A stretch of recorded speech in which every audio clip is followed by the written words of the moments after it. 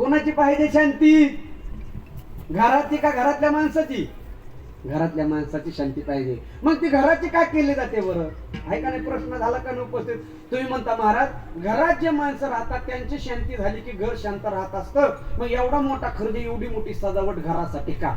आता लक्ष दे नाही का, घरातले माणसं जशी कृती करतात ना ते अवच्छेदन घरावरती लादलं जातं. घरातले माणसं जसं वागतात त्याच्या अवेलना त्याचा मान हा कोणाला भेटतो? घराला भेटतो.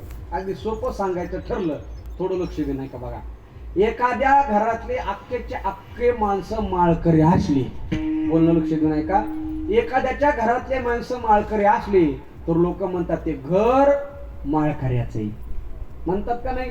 आता मला सांगा, त्या घराने माळ घातली का घरातल्या माणसाने माळ घातली? घरातल्या माणसाने माळ घातली, पण बोलणं कोणाला भेटलं? घराला.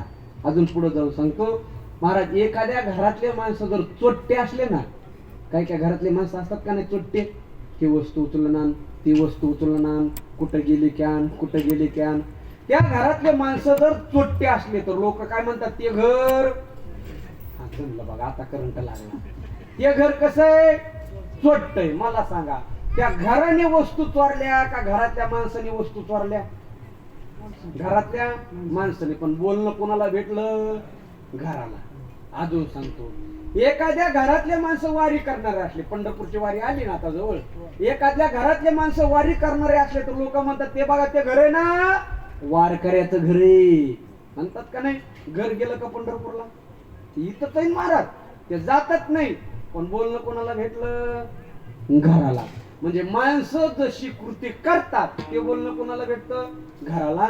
आणि त्या घराचे सगुणात्मक निर्गुणात्मक ऊर्जा माणसाच्या मनावरती लादली जाते. तर अजून सोपं सांगायचं ठरलं तर लक्ष दे नाही का, शास्त्र असं सांगतं, आपण घरामध्ये बसून जशी भावना तयार करतो ना, घर तसं फळ देतं बरं का. आपण जर घरामध्ये रोज चिंतन करू लागलो, माझं चांगलं व्हावं, माझं भरभराट यावी, देवाने माझ्यावरती आशीर्वाद द्यावा, तर देव तसंच म्हणतो तथास्तु. वास्तू या शब्दाचा अर्थ तथास्तुय महाराज. आपण जसं जसं चिंतन करतो घर तसं तसं आशीर्वाद देत असतं. एखाद्या घरातले माणसं रोजच विचार करू लागले ना, माझं दुखायला पाहिजे, वाईट व्हायला पाहिजे, घर सुद्धा तथास्तु म्हणतं बरं का. आणि काही कालांतराने त्याला रोगराई निर्माण होत असते. म्हणून शास्त्र असं सांगतं, घरामध्ये कधीच वाईट बोलायचं नाही महाराज. घरामध्ये नेहमी चांगलंच बोलायचं, चांगलं राहायचं. का? जसे विचार बाहेर येतात घर तसा आशीर्वाद देत असतं. म्हणून घराची वास्तू शांती झाली की माणसाची वास्तू शांती होते. विठाला विठाला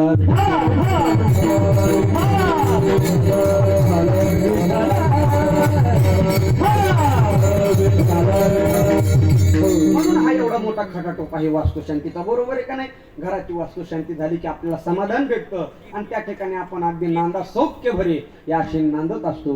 मग महाराज नेमकं घर कसं असावं आता लक्ष नाही का बरं का. गोड श्लोक आलेला आहे घराच्या संदर्भामध्ये. शास्त्रामध्ये 15 उदाहरण आलेले. किती?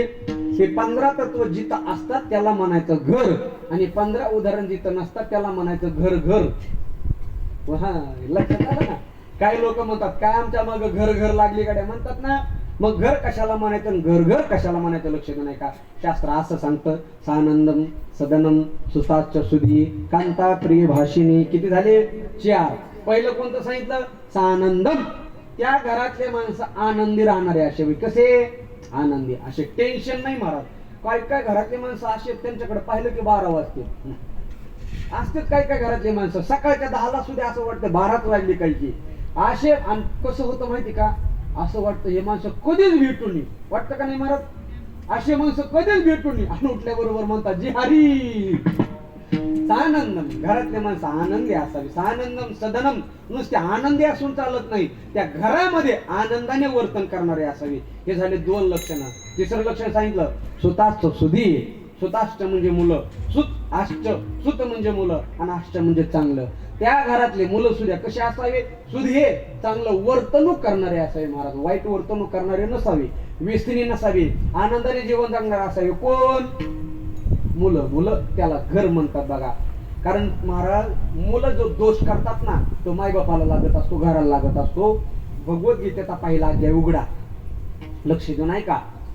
भगवद्गीतेच्या पहिल्या अध्यायामध्ये अर्जुन म्हणतो, देवा न कांक्षे विजयम कृष्ण न तर राज्यम सुखानीच किन्नो राजेन गोविंद किंबो गैरजीविते नवा.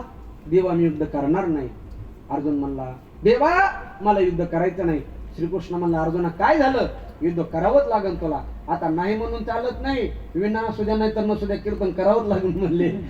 जमत का आता, नाही नाही कसं तरी 2 तास, 2 तास नाही 18 दिवस युद्ध होतं. आणि मग महाराज आता ऐकायचं बरं का. अर्जुन म्हणत देवा युद्ध करणार नाही. कृष्ण म्हणला, अर्जुना तू युद्धाला का म्हणून नकार देतो. अर्जुना तोच राहता. अर्जुन म्हणतो, देवा बघ ना समोर कोण आहे. भीष्म द्रोण तटा जयद्रथ ज्याला गांधार निलोत्पला शल्य ग्राहवती कृपेन वहनी कर्णेन वेला कुला अश्वत्थाम विकर्ण घोर मकरा दुर्योधना वर्तिनी श्रोतीर्णा खलु पांडवय रणनदी कैवर्तक केशवा. केशवा कैवर्तक केशवा. भीष्माचार्य, द्रोणाचार्य, कृपाचार्य, कर्ण, विकर्ण, दुर्योधन ही काय लहान यादी काय म्हणली. युद्ध केल्याच्या नंतर ह्याला मारावं लागल. ह्यांना मारलं तर मला पाप लागन. मारल्यावर काय पुण्य लागतं का. काय लागन, पाप लागन. आणि त्या पापाचा परिणाम काय होईल माहिती का.